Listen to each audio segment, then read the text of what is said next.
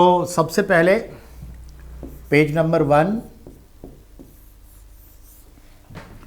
और आज की तारीख क्या कहती है 21 Feb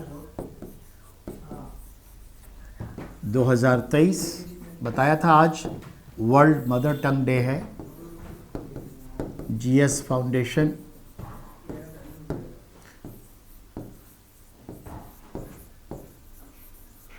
ज्योग्राफी की क्लास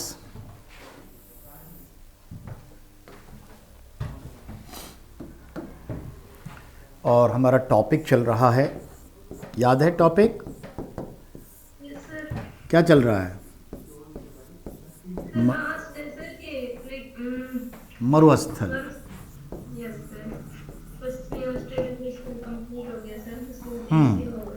हमें जो है डेजर्ट में 3 वैरायटी हमने बताई थी, ठीक है ना, कि there are 3 categories of desserts.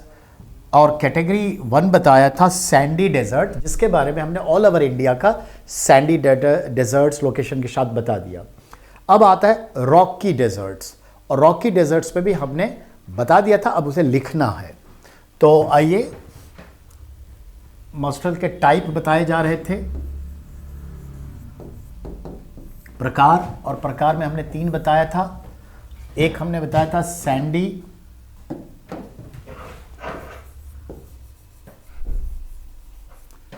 Desert, यानी बेटा बलुआ यानी रेतीला, और इसके सारे एग्जाम्पल्स हो चुके, ये डन है। आज हम शुरू करने जा रहे हैं रॉकी डेजर्ट्स। अब दूसरा है हमारे पास रॉकी डेजर्ट्स, यानी पथरीला, यानी यहां भी तापमान बहुत कम रहता है, -डिग्री में रहता है, और पत्थर वत्थर सब होते हैं। बड़ी मुश्किल से खेती ना के बराबर होती है, तिनका की तरह चीजें तो उगती है लेकिन किसी काम का नहीं, तो बड़ा कष्टमय जीवन होता है। तो रॉकी डेजर्ट का सीधा एग्जाम्पल पर हम वॉर करें। सेरा नेवेदा, ये ऐसा ही रॉकी डेजर्ट है जो यूएसए में है, और ये तो समझिए नमक जैसी स्थिति में है। कहते हैं पहले कहीं झील रहा होगा, पथरीला है, नमक जैसा है, और यहाँ पर कार की जो रेसिंग टेस्ट होती है वो होता है। तो ये चीज़ें हैं। तो एक एग्जाम्पल हमारे पास आया। अब दूसरा एग्जाम्पल लेते हैं, गोबी डेजर्ट, और ये कहाँ है? मंगोलिया में, गोबी डेजर्ट्स। अब सेरा नेवेदा वो हम देख ले यूएसए में है। गोबी डेजर्ट जो है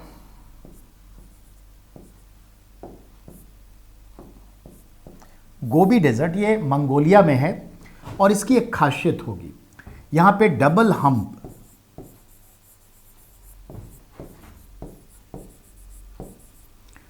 कैमल मिलते हैं, यानी उसके पीठ पे एक हम्प, 2 हम्प होते हैं पीठ पे। तो यहां डबल हम्प वाला कैमल मिलता है। 2 ही जगह दुनिया में मिलता है डबल हम्प वाला, एक मंगोलिया और एक अपने लद्दाख लेह में मिलेगा। आइए, अब मंगोलिया में एक और खासियत है, यहां एक पर्टिकुलर जाति के लोग रहते हैं, यूकाधिर, दी लैंड ऑफ या होम ऑफ यूका धीर ट्राइब्स। तो यूकाधिर जनजाति के लोग मंगोलिया के इसी गोबी रेगिस्तान में रहते हैं, और यहीं पे 2 कुबड़ वाला कैमल पाया जाता है। हम मतलब कुबड़, तो 2 कुबड़ वाला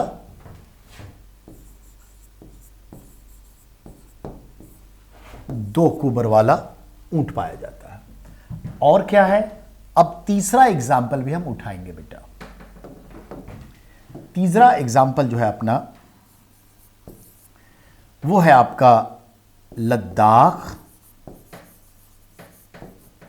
या कह लीजिए लेह, जो ऑब्वियसली अब लद्दाख यूनियन टेरिटरी में है। कहां है? तो लद्दाख यूनियन टेरिटरी में है, जो एक यूनियन टेरिटरी हो गया। तो ये भी आपका क्या है? रॉकी डेजर्ट है। तो इस रॉकी डेजर्ट का लाइफ लाइन कौन सा है पूछेगा। लाइफ लाइन इस डेजर्ट का, तो हम क्या बोलेंगे बेटा, कौन सी नदी है, इंडस। तो याद रखिएगा। अब आइए, यहां पर कौन रहते हैं, कोई जनजाति है जो यहां पर रहते हैं, हाँ, चांगपा, चांगपा ट्राइब्स। ये ट्राइब्स क्या पालते हैं, तो हमें यहां जानना होगा। 2 लाइन है, थोड़ा हम इसको छोटा कर दे ताकि दोनों लाइन आ जाए। तो चांगपा ट्राइब्स जो है, ट्राइब्स हैं, और ये क्या पालते हैं, तो आपने सुना होगा एक शॉल के बारे में कि बड़ा कीमती शॉल होता है, मेरिनो किस्म के जैसे भेड़ होते हैं, तो यहां एक बकरी होती है पश्मीना, पश्मीना बकरी पालने वाले लोग हैं। ये बकरी होती है, भेड़ नहीं, पश्मीना बकरी पालते हैं। एक दूसरा, ये क्षेत्र किसी और चीज़ के लिए इंपॉर्टेंट होगा अगर दूसरे ख्याल से देखें तो, कि ऐसा कोई भी चीज़ यहाँ पे तो देखें इस जगह पे, तो चांगपा ट्राइब्स हैं, पश्मीना बकरी पालते हैं, ठीक है, ये एक इंपॉर्टेंट बातें हो गई। अब ज़्यादा कुछ यहाँ पर इस तरह से पूछेगा नहीं, तो चलिए लद्दाख के संदर्भ में ये बात हम समझ गए। तो यही 3 एग्जाम्पल मुझे देने थे रॉकी डेजर्ट का। अब हम इससे आगे बढ़ेंगे, अब बात करेंगे कोल्ड डेजर्ट की बात। तो पेज नंबर 2 पे चलना है हमें, आप डन करें तो हम 2 पे चले। Okay sir. पेज 2, अब अपने पास आता है कोल्ड डेजर्ट,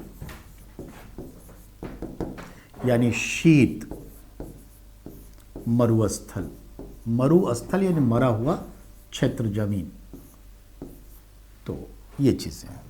अब कोल्ड डेजर्ट्स के लिए क्या होता है, इसका फीचर बहुत अच्छा है। इसका विशेषता क्या है, तो आप भी जानते हैं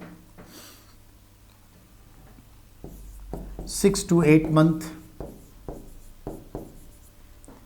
ठीक है, deposition of snow यानी बर्फ, ग्लेशियर जो भी कह लीजिए पड़ा रहता है, बर्फ से ढका रहता है। अब एग्जाम्पल्स उठाएंगे क्योंकि यहां भी तिनका नहीं उगेगा, तो क्या, और बहुत हैवी, और शीत मरुस्थल मतलब माइनस में ही हमेशा टेम्परेचर रहता है, तो ये कहाँ होगा, तो ऑब्वियसली जो फ्रीजिंग जोन है 66 के आसपास, वो जोन है जो पहले ही बताया है। तो यहां पर हम एग्जाम्पल उठाएंगे। एग्जाम्पल कहां, अलास्का।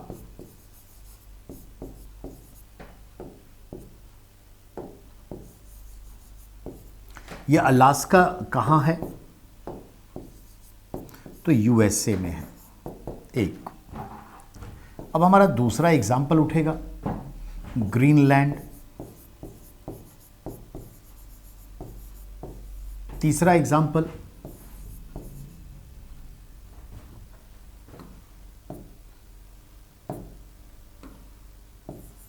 साइबेरिया, ये कहां है, रसिया में। चौथा भी एग्जाम्पल उठाना चाहे तो उठा सकते हैं, सियाचिन ग्लेशियर एरिया, कहां है, इंडिया, ठीक है। अब एक और उदाहरण ले सकते हैं क्योंकि वो भी स्नो डेजर्ट ही है। 5वां अंटार्कटिका। तो ये सब आपका स्नो पड़ा हुआ जगह है, तो ये चीजें शीत मरुस्थल। चलिए, तो ये पॉइंट हमारा क्लियरेंस मिल गया। इस तरह से बेटा डेजर्ट्स के ऊपर जो इसके पूछने के तरीके निकल के आते हैं वो हमारा क्लियर हो गया। अब डेजर्ट पे सवाल नहीं होंगे, तो हमने माउंटेन किया, पिक किया, माउंटेन रेंज चेन की बात हो गई, प्लेटो की बात हो गई, फिर हमारी एक बात हो गई, क्या कहते हैं वो इसके लिए, पठार हो गया। तो अब डेजर्ट, अब हम बात करेंगे फील्ड की, मैदान की, क्योंकि हम लैंडस्केप में चल रहे हैं। लैंडस्केप में जो अगला सवाल बनेगा वो ये बनेगा बेटा। लैंडस्केप पे जो अगला पॉइंट है, ध्यान देंगे, हम इसके प्लेन की बात करने जा रहे हैं। प्लेन का अर्थ यहां पे मैदान है, जिसका अर्थ हुआ वह है समतल भूमि जो नदियों के द्वारा लाई गई गाद यानी मिट्टी, इंग्लिश में कहते हैं सिल्ट, से निर्मित है व बहुत उपजाऊ मैदान है।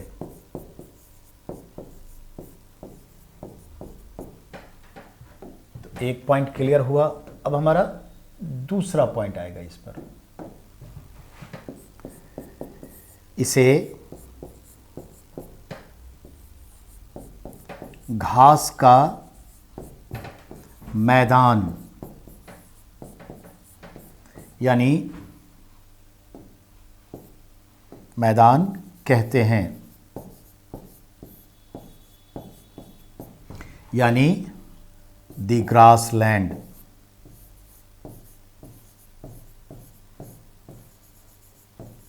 ग्रास लैंड कहते हैं। इसकी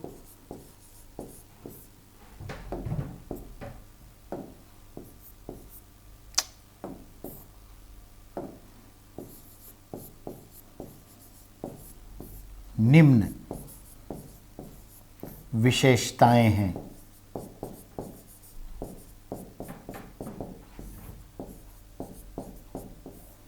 तो इसकी निम्न विशेषताएं, there are number of features. अब ये फीचर की बात करेंगे हम अगले पेज पर। Okay sir. ओके, तो पेज नंबर 3 पे आए।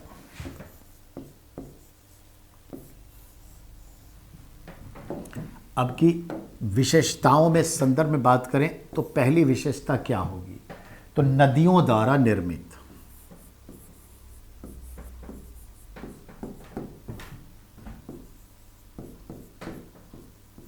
नदियों द्वारा निर्मित।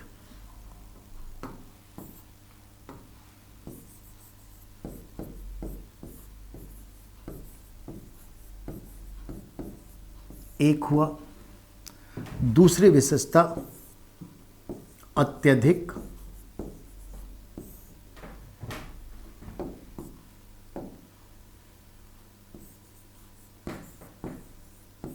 उपजाऊ। तीसरा उच्चावच न्यूनतम, यानी इसका जो ढाल है बहुत कम, ढाल न्यूनतम होता है। चौथा सर्वाधिक विश्व की आबादी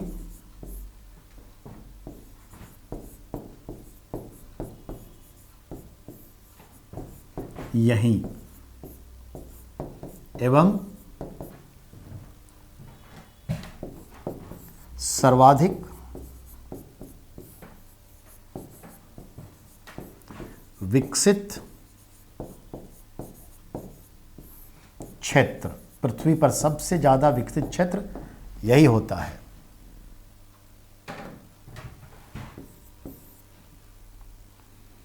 इसे अन्न भंडार यानी ग्रेनरी कहा जाता है। यानी पृथ्वी पर अन्न भंडार किसे कहा जाता है? इन घास के मैदान को, ग्रेनरी ऑन अर्थ।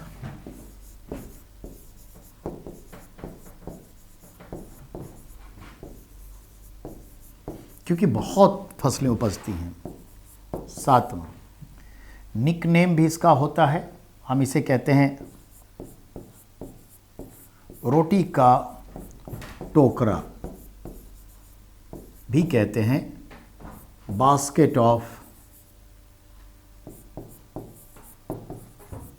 केक भी कहते हैं इन्हीं घास के मैदान को।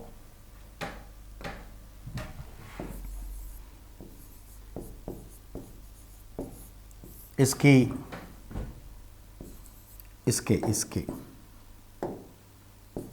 इसके 3 प्रकार हैं। जलवायु के आधार पर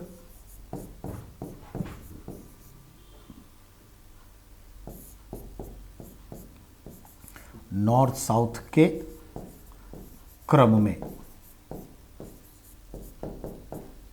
यानी लैट्यूडल,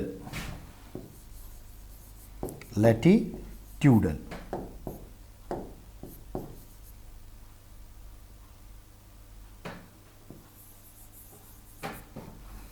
डिवीजन, यानी अक्षांशीय विस्तार के रूप में के तौर पर हम देखते हैं। इसके 3 टाइप हैं। वो 3 टाइप कौन से हैं वो हम बात करते हैं। ठीक है, चलिए 3 कितना लिख दिया? 3 टाइप नहीं, 2 टाइप बेटा, 2 टाइप लिखेंगे। आई एम सॉरी, हाँ 2 टाइप कर दीजिए। चलिए अब पेज नंबर 4 पे चले।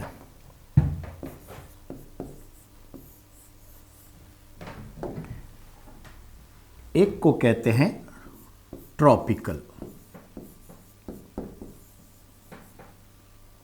इसका मतलब हो गया विषुवतीय।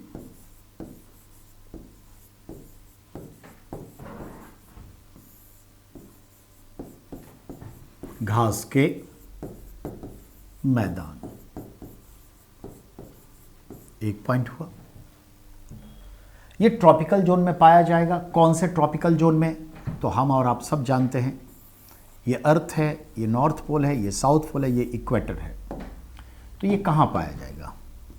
तो ये जो क्षेत्र है, ये क्षेत्र में पाया जाएगा। यही वो जगह है। ठीक है, अब आइए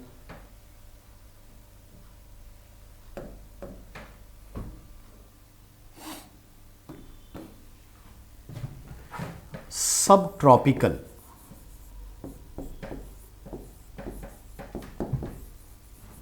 यानी उष्ण कटिबंधीय था। ये विषुवतीय मतलब हो गया उष्ण कटिबंधीय, उष्ण कटिबंधीय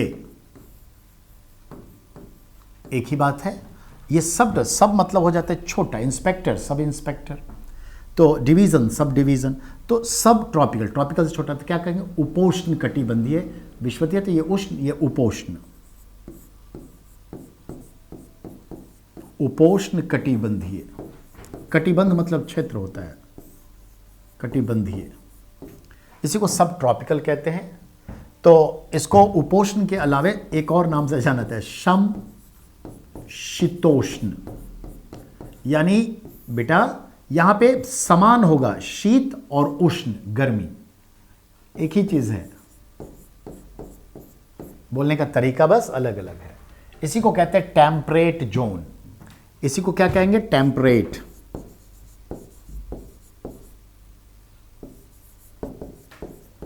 जोन कहेंगे, जहां पे मौसम परिवर्तन होता है, सीजन की चेंजिंग यही होती है। उत्तर भारत में ही तो सीजन चेंजिंग होती है। तो ये इसको हम कैसे समझें? तो इसको समझें ऐसे, ये जैसे अर्थ है बेटा, थोड़ा और चलिए, तो ये अर्थ है, तो हमने इसका नॉर्थ पोल और साउथ पोल देखा, और ये देखा इक्वेटर, ये देखा कैंसर, और ये देखा कैप्रिकॉर्न। तो ये कहाँ आएगा? तो इसका एक अलग कलर ले लें। देखिए ये यहाँ आएगा, इस क्षेत्र पे देख रहे हैं, सब ट्रॉपिकल रीजन पे आ गया, पकड़ बना दिया, देखा, ये सब ट्रॉपिकल है, दोनों तरफ हल्का इधर पड़ रहा है पर मैक्सिमम उधर पड़ रहा है, तो ये याद रखिएगा। तो इस जगह पे इसलिए इसको सब ट्रॉपिकल कहते हैं। चलिए अब ऐसे हम कुल एग्जाम्पल्स उठाएंगे, ठीक है, तो एग्जाम्पल चलेंगे, देखते हैं एग्जाम्पल। तो कुल मिलाकर के नियर अबाउट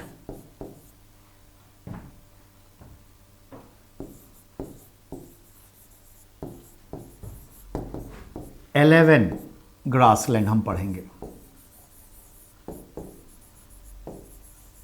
हम 11 ग्रासलैंड पढ़ने जा रहे हैं ऑल ओवर वर्ल्ड में, उसके फीचर के साथ पढ़ेंगे। सवाल खूब आते हैं बेटा, जब 10 इयर्स पलटिएगा तो सवाल आएगा।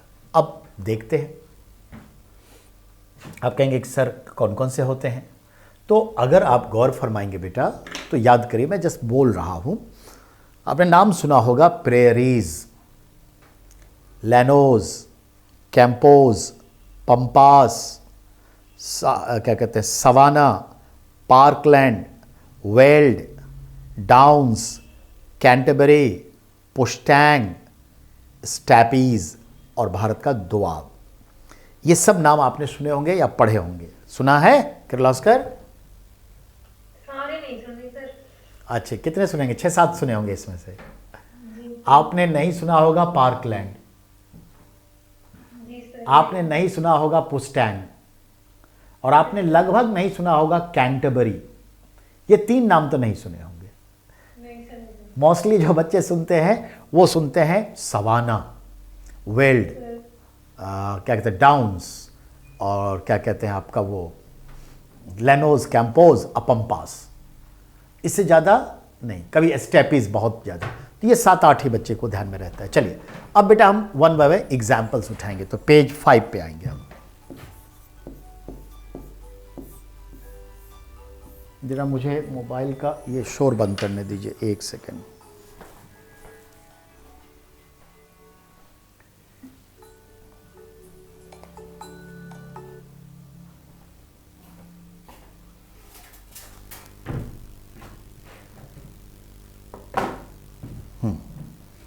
आ जाते हैं वापस। तो बेटा वन बाय वन चीज़ों को देखते हैं। तो सबसे पहले चलते हैं नॉर्थ अमेरिका। पहला एक पॉइंट बनाते हैं,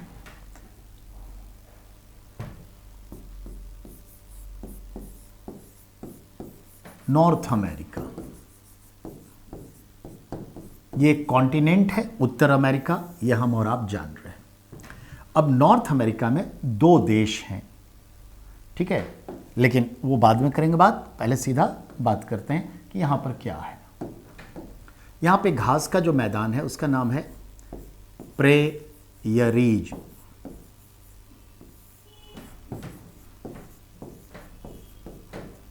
प्रेरीज ग्रासलैंड, ये इसका नाम हुआ प्रेरीज। पहला पॉइंट हो गया, ये हम 1 पे डाल देते हैं, नाम है प्रेरीज ग्रासलैंड।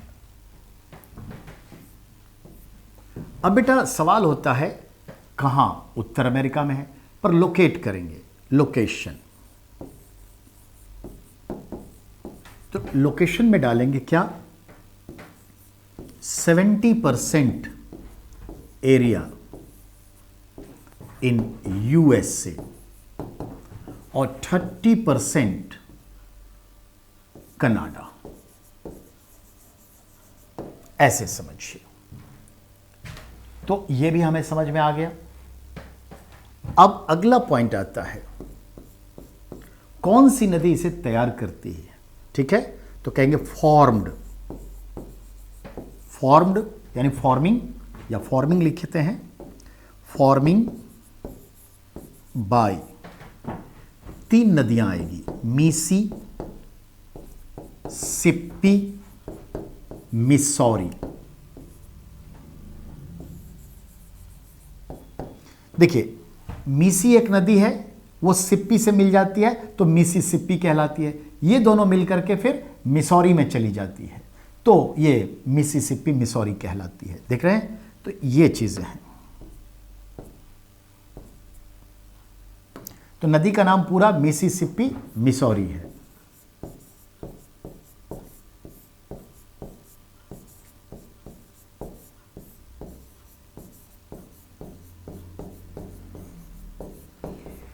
ये नॉर्थ अमेरिका की सबसे लंबी नदी है, लॉन्गेस्ट रिवर है। रिवर में जब आएंगे तो बताएंगे। तो मिसिसिपी मिसौरी कौन सी नदी से तैयार करती है? तो ये। अब आइए अगला पॉइंट क्या होता है, तो ध्यान देंगे। इसे कहते हैं बास्केट ऑफ केक, इसको स्पेशली कहते हैं बास्केट ऑफ केक, यानी सबको कहते हैं लेकिन इसको विशेष तौर पे कहते हैं रोटी का टोकरा। ठीक है, अब इसकी 3-4 खासियत और होगी, अभी देखते जाइए खासियत कैसे कैसे आते हैं बेटा। अब अगला इसका पॉइंट होगा ये किस तरह की जलवायु प्रदेश है, तो हम इसको क्या कहेंगे बेटा? सब ट्रॉपिकल। अभी बताया है ना, ये सब ट्रॉपिकल ग्रासलैंड है। ये पॉइंट क्लियर हो गया। अब अगला पॉइंट होता है इसमें जो कनाडा है ये जाना जाता है व्हीट प्रोडक्शन के लिए, व्हीट प्रोडक्शन, भूलेंगे नहीं। और बेटा ये व्हीट प्रोडक्शन के लिए जाने जाते हैं। और दुनिया की जो सबसे बड़ी मंडी है विनीपेग, विनीपेग कनाडा में है। वर्ल्ड लार्जेस्ट व्हीट मंडी, मंडी समझते हैं ना, थोक बाजार मार्केट है दुनिया की, विनीपेग कनाडा में है। अच्छा, जो यूएसए वाला पार्ट है उसमें क्या होता है? मेज, MAIZE, इसी को क्या कहते हैं? कॉर्न। इसी को हम लोग क्या कहते हैं बेटा? मक्का या मकई। तो ये उत्पादन करता है अमेरिका। मक्का का हिसाब किताब इसका बहुत तेज है। तो ये चीज आपने देखा। अब यहां पे इस घास के मैदान में रहने वाले कोई ट्राइब्स हैं? हाँ, अब वहां सवाल जाएगा। ट्राइब्स, कौन से ट्राइब्स यहां रहते हैं? तो नाम कितना अच्छा अच्छा है, देखते जाइए। क्री, क्रो, अपाचे, नाम सुना है कभी? ये दोनों नहीं सुना होगा, क्री क्रो। अपाचे तो बाइक का नाम सुना होगा। अपाचे हेलीकॉप्टर भी है जिसका नाम है रोमियो, जो भारत ने भी लिया अमेरिका से। और इसी अपाचे नाम से जो है हथियार होता है एस्किमो का। एस्किमो का नाम सुना है? इग्लू में जो रहते हैं बर्फ के घर में आदिवासी, तो वो अपाचे नाम का हथियार ही तो रखते हैं। तो ये चीज़ है। तो देखा, अपाचे बाइक है, हथियार है, अपाचे जो है वो हेलीकॉप्टर है। तो क्री, क्रो, अपाचे, ये 3 आदिवासी हैं जो इस प्रेरीज घास के मैदान में रहते हैं। देखा बेटा कितनी सारी जानकारी मिली। जब इस लेवल पे आप पढ़ेंगे तो आपको लगता है कि कोई सवाल छूट जाएगा, संभव ही नहीं है, बस दिमाग में कॉन्सेप्ट रहना चाहिए। तो ये प्रेरीज का हुआ एक। अब हम नॉर्थ अमेरिका में नहीं जाएंगे क्योंकि वही एक था। अब हम साउथ अमेरिका में आएंगे जहां लेनोज, कैंपोज और पंपास, इन तीनों की बात करेंगे। तो it is okay. Okay sir. 5 के बाद 6। अब पेज नंबर हमारे पास 6 है और हमारे पास जो है नंबर 2 पे साउथ अमेरिका। ये जो कॉन्टिनेंट का नाम लिखते हैं हम बॉक्सिंग कर रहे हैं ताकि याद रखने में आसानी होती है। तो अब साउथ अमेरिका में आ गए और साउथ अमेरिका में हम देखते हैं एक है, थोड़ा नक्शा बना देते तो मेरा ख्याल है कि आपको जल्दी याद हो जाएगा।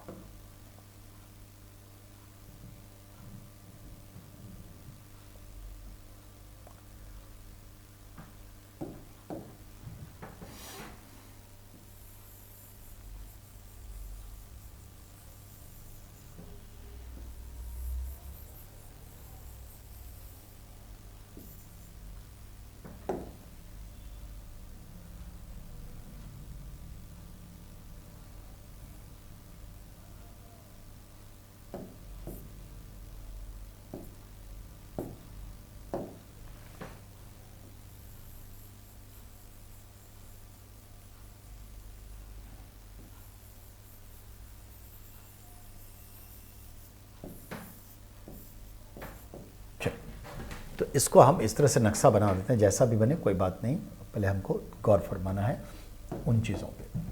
देखिए बेटा, यहाँ एक नदी बहती है, इस नदी का जो नाम है हम सब जानते हैं, अमेज़न रिवर। ये अमेज़न रिवर है, नदी ब्राज़ील में बहती है, मालूम है, ब्राज़ील। और ये 6,664, 6,600 नहीं, 6400, मतलब टोटल 6400 किलोमीटर की लंबाई है। और बेटा इसके ठीक यहां पे ये जो ये कलर दिख रहा है ना, ये एक जंगल है, और ये जो कलर दिखा रहे हैं, ये कलर जो है ये जंगल है, फॉरेस्ट, जिसका नाम है सेल्वास। जंगल में पढ़ाएंगे।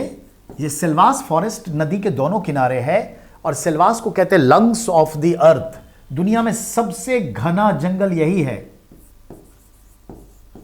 मोस्ट डेंसफुल।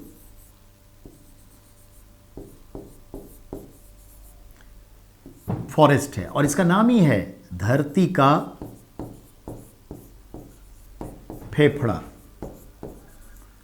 आज से करीब 15 साल पहले मैं पढ़ा रहा था अपने आईएएस वाले बैच में, और यही पढ़ा रहा था, और तभी एक लड़का इंक्वायरी के लिए आया था, उसको सीडीएस वगैरह की तैयारी करनी थी, इंक्वायरी के लिए आया था। तो हमने कहा कोई बात नहीं, क्लास चल रही है, बैठ जाइए। तो क्लास में बैठा और यही पढ़ा रहे थे, और उसके 3 दिन बाद उसका सीडीएस का एग्जाम था, और यही क्वेश्चन आया था। वो जवाब भी दिया, वो खुश भी हो गया, और एग्जाम देने के बाद मेरे पास आकर के एडमिशन ले लिया। उस टाइम में हम सीडीएस का कोर्स का फीस लेते थे 16,000 रुपये, और उसके बाद 1 साल के अंदर वो हमें रिजल्ट दिया। अभी 2nd लेफ्टिनेंट बन के बैठा हुआ है। तो ये चीज़ है, तो याद रखिएगा, डेंसफुल, धरती का फेफड़ा इसे कहा गया है, क्योंकि जहां पे ज्यादा पेड़ होंगे, घने होंगे, ऑक्सीडेशन वहां होगा, ऑक्सीजन वहां ज्यादा रिलीज होगा, तो धरती के लिए ऑक्सीजन चाहिए, तो धरती का फेफड़ा, लंग्स ऑफ द अर्थ, इसी को इंग्लिश में क्या कहेंगे, लंग्स ऑफ द अर्थ। हालांकि दी में, अर्थ में दी नहीं लगता, पर आप इसको हटा लीजिए, कोई हर्ज नहीं, लंग्स ऑफ अर्थ ये कहते हैं। तो चलिए, अब बेटा इसके दोनों किनारे क्या है, कलर हम व्हाइट यूज करें। अब आइए, ये जो एरिया है व्हाइट वाला, और यहां जो ये एरिया है व्हाइट वाला, देखा, अब ये जो व्हाइट वाला एरिया है, इसी का नाम है लैनोज। इसी को हिंदी में लिखेंगे लैनोज। ये क्या है, घास का मैदान।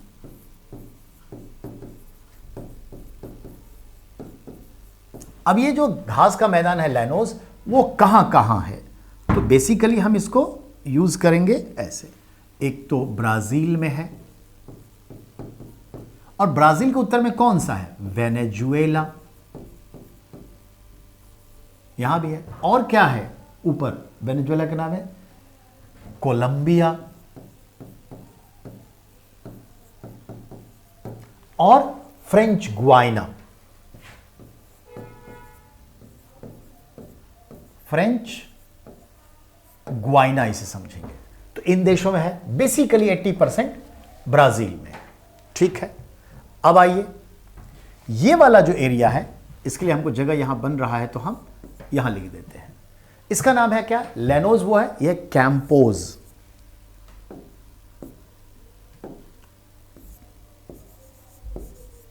इसका नाम है कैंपोज, और कैंपोज के लिए हमने बात क्या करी, तो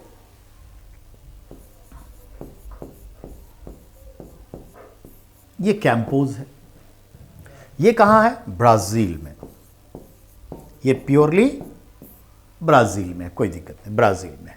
तो देखा, ब्राजील में लैनोज और कैंपोज है, जो अमेज़न नदी के, ठीक है, दोनों ओर के सेल्वास के जंगल के बाद आता है, लैनोज और कैंपोज। अब इसकी खासियत क्या है, तो देखिए बेटा, इसकी खासियत अपने आप निकल के आएगी। कोई एक, कौन सा यूज करूं, ये यूज नहीं हुआ। ये देखिए, ये जो है, गौर फरमाएंगे,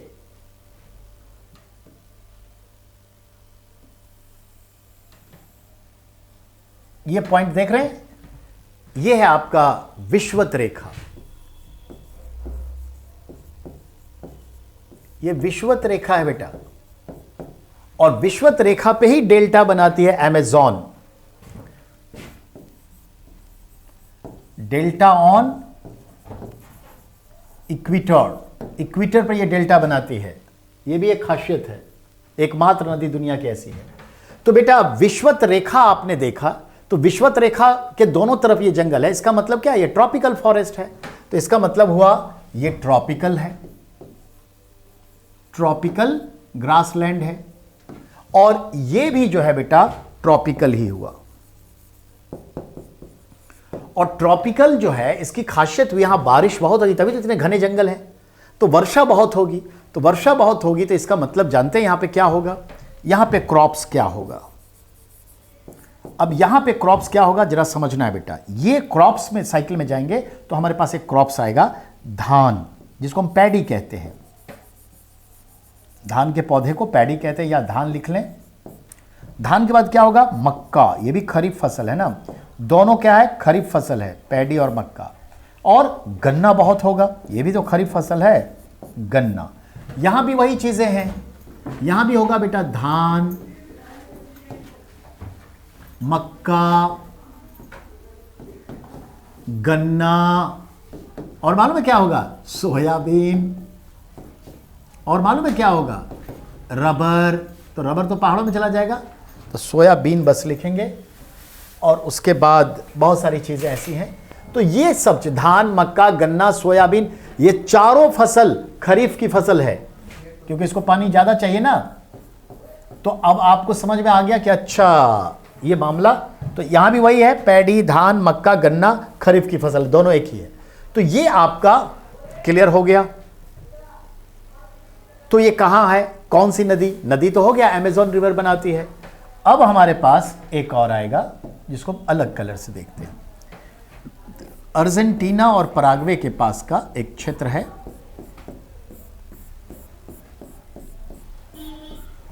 ये इसको लेके चलते हैं। ये दूसरा एक घास का मैदान है और इसका नाम है पंपास। पंपास कहां है? अर्जेंटीना में। और थोड़ा सा कहां है? And Paraguay. देश है। अब बेटा पंपास के लिए रिवर कौन सा है? तो रिवर का नाम है, पराग्वे रिवर में पराना, पराना नदी का नाम है, पराना रिवर। अब बेटा ये कैसा है? सब ट्रॉपिकल। और क्रॉप्स कौन सा होगा? सब ट्रॉपिकल होगा तो क्रॉप्स हो जाएगा आपका खास करके वीट। और यहां पे एक खास घास होता है, स्पेशल ग्रास, नाम सुना है? अल्फा अल्फा, कभी सुना है नाम? अल्फा सुना है? होम्योपैथी की टॉप दवा होती है अल्फा अल्फा। कितने भी आप दुबले हों, अगर अल्फा अल्फा टॉनिक पी लिए तो मोटा होने में टाइम नहीं लगता। और ध्यान देंगे, ये घास जो है ये ब्रिटेन में पाया जाता था। जब यूरोप वाले दक्षिण अमेरिका को कब्जा किए तो ये घास लेके वहां गए पशु चराने के लिए। वहां के घास को ये पशु चरते हैं, इस घास को, अल्फा अल्फा को। और पशुपालन में जानवर जल्दी मोटे हो जाते हैं। जानवर जल्दी मोटे होने का मतलब क्या है? मांस उतना आ गया, और मांस आ गया तो उसी को काटते। इसलिए अर्जेंटीना विश्व में मांस के निर्यात में जाना जाता है। ब्यूनस आयर्स अर्जेंटीना का वो बंदरगाह है जहां से मांस का निर्यात होता है। तो देखिएगा, फिर वहां पे गाउच होंगे, काउबॉय होगा, ये सब चीजें वहीं पे आ जाएगी। तो चीजें बहुत रिलेट करता है बेटा। तो अल्फा अल्फा घास है, स्पेशल घास जो लाया गया था ब्रिटेन से ही, लगाया गया, और इसको पशु खाते हैं तो यहां पशुपालन खूब होता है। तो अल्फा अल्फा पशुपालन। तो यहां का जो चारागाह है, जिसको मिडोज कहते हैं इंग्लिश में, चारागाह में ये घास बहुत उपजाए जाते हैं। थोड़ा सा मैं इसको ऊपर करूं ताकि एक क्वेश्चन मेरा क्लियर है। तो अल्फा अल्फा घास, पशुपालन। अच्छा, इसी पंपास के मैदान में आपको क्या दिखाई देगा बेटा? इसी मैदान में आपको दिखाएगा गाउच। गाउच मतलब चरवाहे, ठीक है, जो टोपी पहनते हैं, और इसी को कहते हैं क्या, काउबॉय। देखते हैं घोड़े पर बैठा होगा, बड़ा सा टोपी लगाया होगा, रस्सी ऐसे कंधे में लिपटाया होगा, कुत्ते साथ में होंगे और चाबुक से ऐसे ऐसे सारे भेड़ बकरियों जानवरों को चरा रहा होगा। इसको कहते हैं, जो चरवाही है, ये अर्जेंटीना के पंपास के घास का मैदान का जो है स्पेशल फीचर्स है। गाउच, काउबॉय, ये सब यहां मिलेंगे। तो ध्यान में रखना है बेटा, गाउच काउबॉय कहां मिलेगा? पंपास में। फसल कौन सी है? देखा। कौन सा स्पेशल घास है? पशुपालन के लिए चारागाह है, अल्फा अल्फा घास है। तो ये तमाम चीज़ें आ गई और इस तरह से आपने देखा ये सब ट्रॉपिकल है, ये भी समझ में आ गया। तो ये एरिया हो गया। तो इस तरह से आपका बेटा साउथ अमेरिका क्लियरेंस ले लिया। अब नेक्स्ट की बात करेंगे। तो आपने देखा लुसेंट में क्या है, यू 2 लाइन दे देगा, बात खत्म। पर आपको दिलो दिमाग में बैठाना है चीज़ों को, आप कभी नहीं भूलेंगे। अब नेक्स्ट हमारा जो है अफ्रीका की ओर बढ़ेंगे।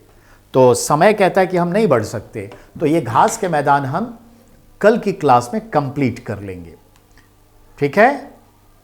Okay sir. ओके। सर हाँ।